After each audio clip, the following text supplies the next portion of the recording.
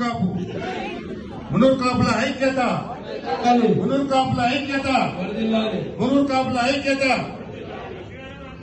సభాధ్యక్షుడు దిల్సుఖ్ నగర్ మునూరు కాపు సంక్షేమ సంఘం అధ్యక్షుడు అనంతుల నవీన్ గారి ఆధ్వర్యంలో జరుగుతున్న ఈ యొక్క కార్యక్రమానికి ఎన్నికల్లో గెలిచి, ఎన్నికల రణరంగంలో గెలిచి 100 పైచిలుక ఓట్లతో గెలిచిన సర్దార్ పుట్టం పురుషోత్తమరావు అన్నగారిని ఈరోజు ముఖ్య అతిథిగా విచ్చేసినందుకు వారికి ధన్యవాదాలు, కృతజ్ఞతలు.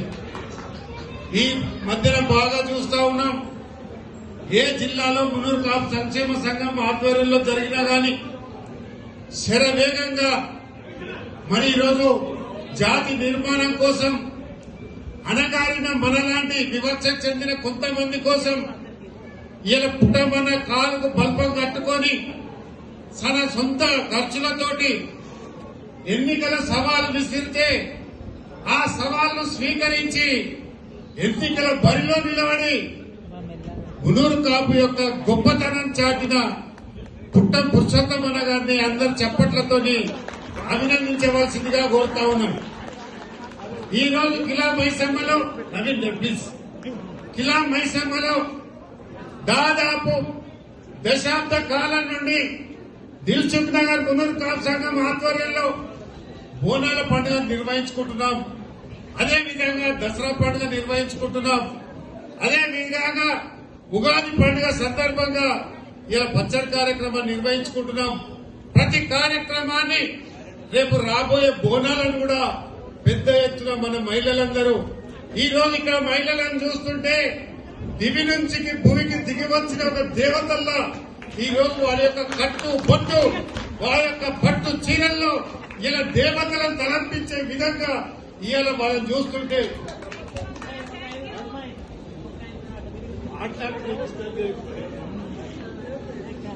అదే విధంగా ఇలా తల్లులను చూస్తుంటే మరి ఆ రకంగా మన తెలుగు సంస్కృతి గాని సాంప్రదాయం గాని కట్టుబొట్టు గాని మునూరు కాపుల మహిళలంటే ఈ విధంగా ఉంటారు. అగ్ర కులాల మహిళలకు ఏ మాటము సరి కంటే ఎక్కువగా ఉంటారని ఈ రోజు మా మహిళలందరూ కూడా వచ్చినారు. అదే విధంగా వివిధ ప్రాంతాల నుంచి వచ్చిన మా కుల సోదరులందరికీ కూడా శుభాకాంక్షలు తెలుపుతా ఉన్నాను. ఇప్పుడే పుట్టమని ఒక మాట చెప్పాడు, మడి నింపి హలం పట్టి దుక్కి దున్ని పంట పోసి ఎత్తి పోసిన వాడే కాపు, అదే మునూరు కాపు అని చెప్పడం జరిగింది.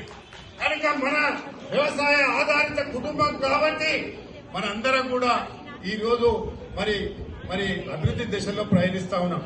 అంతేకాకుండా పుట్టమన దాదాపు 1987-86 ప్రాంతాల్లో ఒక ప్రియా స్కూటర్ మీద బయలుదేరి ఈ యొక్క జాతి నిర్మాణం కోసం, మునూరు కాపుల హక్కుల కోసం, వివక్షత గురైన కొన్ని కులాల కోసం వారు దాదాపు 40 సంవత్సరాల కింద నుంచి ఈ యొక్క కార్యక్రమానికి అంకురార్పణ చేసిన సంగతి కూడా ఈ సందర్భంగా మీ అందరికి తెలుస్తా ఉన్నా. దానికి ప్రత్యక్ష సాక్ష్యం నేనని ఈ సందర్భంగా మనం చేస్తా ఉన్నాం. ఆ రోజు మా బాలమణి వదిన గారు మాకు అన్నం పెట్టి మీరు వెళ్ళండి, ఈ జాతి ప్రయోజనాలు కాపాడండి, మన జాతిని ముక్త కంఠంతోని భిన్నత్వంలో ఏకత్వం తీసుకురావాలని వారు చేసిన కృషే ఈ రోజు ఫలితాలను మనం అనుభవిస్తా ఉన్నాం. ఈ రోజు రాజకీయాలకు వస్తే మరి మన శాతం కూడా ఈ రోజు పెద్ద శాతంగా ఉంది. బలహీన వర్గాల్లో పెద్ద శాతం ఉన్న మనము ఈ రోజు ఎన్నో అవకాశాలు మునూరు కాపులకు వచ్చినాయి. ఇంకా యువతకు రావాల్సిన అవకాశం ఉంది. దానికోసం సమిష్ట పోరాటమే తప్ప ఇంకొక దారి లేదని సందర్భంగా మనం చేస్తా ఉన్నాను. రిజర్వేషన్లలో మునూరు కాపుల శాతాన్ని కూడా పెంచాలని కూడా కేంద్ర రాష్ట్ర ప్రభుత్వాలని సందర్భంగా నేను డిమాండ్ చేస్తా ఉన్నాను. ఇవన్నీ డిమాండ్లు నెరవేర్చాలంటే ఏ పుట్టమ్మనైతే ఈ రోజు ఏ ఆదిలాబాద్ నుంచి ఏ నల్లమల వరకు కూడా, ఏ మత్తల్ నుంచి ఏ ఖమ్మం వరకు కూడా ఇలా అలిపేరుగని పోరాటం చేస్తుంటో ప్రతి ఒక్కరు కూడా ఒక సర్దార్ పుట్టం పురుషోత్తమరావు అయితే తప్ప ఈ యొక్క కార్యనిర్వహణ జరగదన్న సంగతి కూడా ఈ సందర్భంగా మనం చేస్తాం. ఇతర కార్యక్రమాలు చాలా ఉన్నాయి.